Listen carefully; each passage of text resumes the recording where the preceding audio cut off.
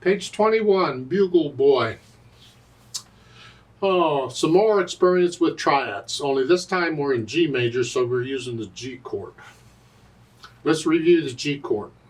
Remember the C chord is here, bottom note C, we're in the key of C major. Well, in G major, we're going to go here, the bottom note is G, it's a triad, every note, and the key of G major. G major has all white keys except for the F sharp. And the F sharp is not in the chord, so it doesn't matter. So it's here, that's G chord. First inversion, second inversion, root, position, they all work the same way, all the chords, it's okay. That's because at the bottom of the page they want you to write out the inversions. With the C chord stuff, they show you at the top of page 20. It's the G chord stuff you got to do. And I'll leave that to you. If you have questions, you're welcome to ask. Let's look this bugle thing over. It's 2 lines long. Treble and bass clef, 1 sharp in the key signature. We're in the key of G major. Make sure you can do the G major scale 1 octave up and down. I got a video on it. You've heard this lecture before. Blah, blah, blah. Okay. 4/4 time signature.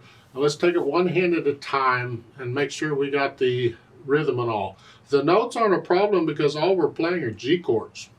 And the notes in a G chord, that's it.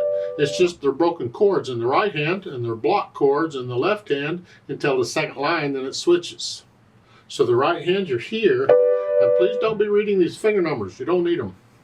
1 and 2 and 3 and 4 and 1 and 2. Get the idea? And I'm just transferring away from finger to finger. I'm just walking on the piano here. Second line, G chord. Lower the whole hand down, you're fine. Try and get them down at the same time. Left hand, well, same thing. It's you start with a block chord. And second line, you get it. 1 and 2 and 3 and 4 and 1. Okay, so much for that. Put them together.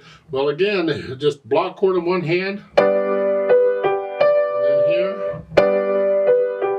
Hopefully this is not too much of a challenge for you. If it is, maybe this is a good time to go back through and start the book again, review everything again, play everything again, do all the lessons again, everything, review it, because by now you should know the names of the notes in the music, and hopefully you can play without looking at the keyboard. You know, and you can remember which note or which key a finger is on. If you forget, you got to look down, but try to get where you don't forget. Now, once you have the hands put together, as far as articulation goes, they don't give any at all, so it's up to you. If you can find the phrases, you're welcome to put it between the phrases.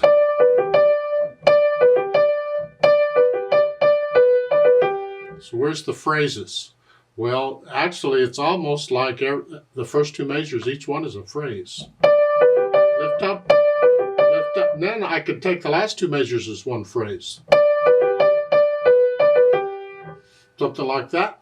When they don't give you any articulation, it's entirely up to you on how you want to do it. And then the dynamics. F is forte, which is loud. And this is going to be to whichever hand does not have the whole notes. The whole notes are background. So this is going to be moderately soft, and this is going to be loud. The second line, it's going to switch because remember the dynamic applies to the melody. It doesn't matter where the melody is, it just applies to the melody. And in the second line, the melody's in the left hand. Now the left hand is loud and the right hand's sort of soft. So in the first line, the right hand is heavy and the left hand is light. And in the second line, the left hand is heavy and the right hand is light. This is something you can practice when you're doing the scales. So when I do the scale for the G major, I can practice this at the dynamic levels. I can practice right hand loud, and then practice left hand loud. When you're doing scales anyway, you just well practice this other stuff too. Take advantage of it. Try practicing the scales at all the different dynamic levels pretty much. Go really super soft here. How soft can you play? And don't use the soft pedal, that's cheating. We got to learn to do this with the hands. If you have an electronic keyboard, you don't even have a soft pedal. But you leave the volume lever alone, whatever. It's soft. How soft can you play just your hands. It's very light, very light. I'm almost actually using finger muscles for this because it's so light. And then you just gradually increase it till you're playing really loud. Make sure you clasp the wrist on the loud. Stay loose on the loud. You're using a lot of weight. You practice the scales at the different dynamic levels. Back to this bugle thingy.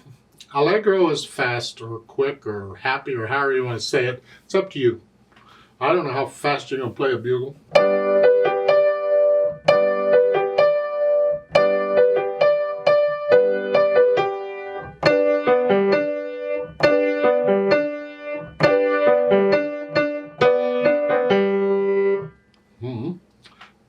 Knows, but you don't have to go that fast. You can go a little faster if you want. That is, it's a felt thing. Oh, there's no absolute value for these speeds or the louds and softs. You have to feel them. You have to decide on what they are. Let's play it together very slowly and check the notes and the rhythms. And I'm not going to do the louds and all that. I'm going to play both hands about the same. So we're just checking notes and rhythms. I'll give us 4 counts. 1, 2, ready and go, and 1 and 2 and 3, 4. 1 and 2, 3, 4.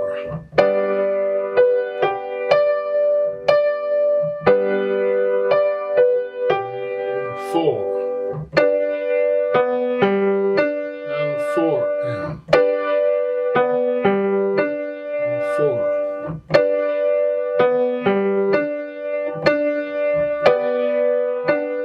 And 4 and off.